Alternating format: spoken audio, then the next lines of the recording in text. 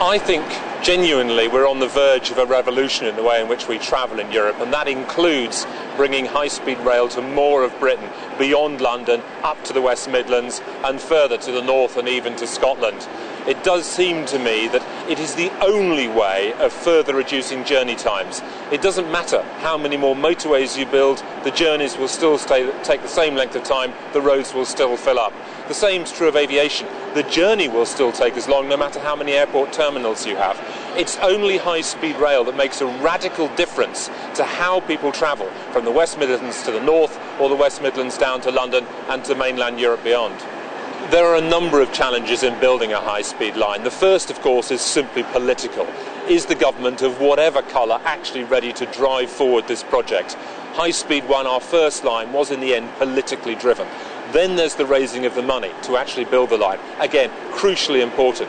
There's also the question of the environmental impact of the line. And that's one thing where High Speed 1 really has been hugely successful. The impact of the line on the people who live in Kent and in London has been far less than anybody expected. And I think that's very encouraging in terms of planning the next line through from London to Birmingham.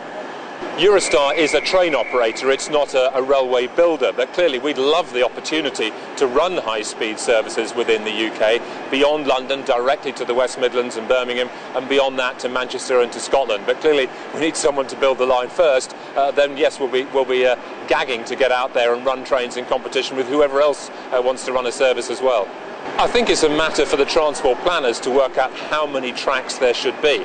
But there's no doubt in the mind of Eurostar that if you are to build a high-speed line from London to Birmingham to Manchester and beyond, it will be extremely attractive. It will radically shorten journey times. And if it's connected into Heathrow as well, then it really does transform the way in which people can connect to the UK's biggest airport and then make their long-haul journeys onwards to other parts of the world.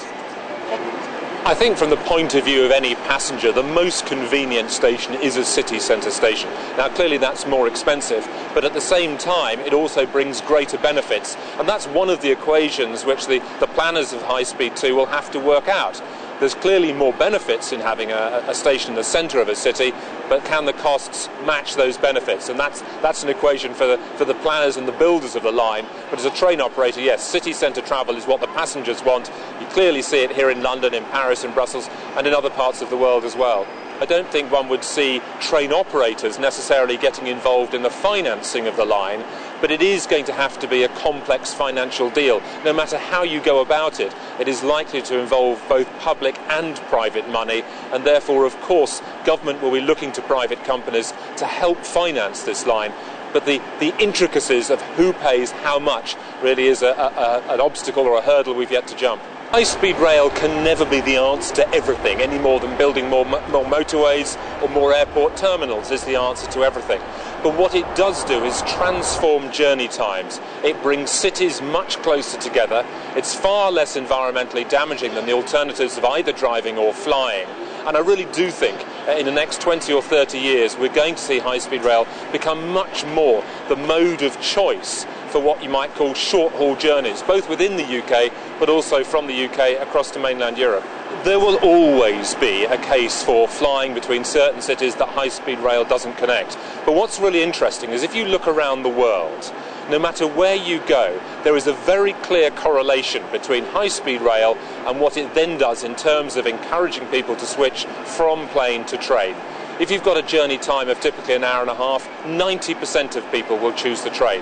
2 hours, 80% of people will choose the train. Even at 3 hours, 2/3 of people will select the train. And at 4-hour journey times, you're still seeing half of all people selecting the train. And you can find that in Europe, you can find that in Asia. It's the same story everywhere. High-speed rail does persuade people to switch from one mode to another.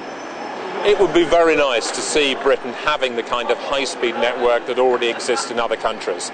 There are reasons why the French and now the Spanish have got much greater high-speed networks than us. They have a less dense population over a much greater area. But it's quite clear now that our aviation and our road and our railway routes are all very, very busy. People continue to want to travel more, and high-speed rail is the one thing that can transform travel between the ends of the United Kingdom.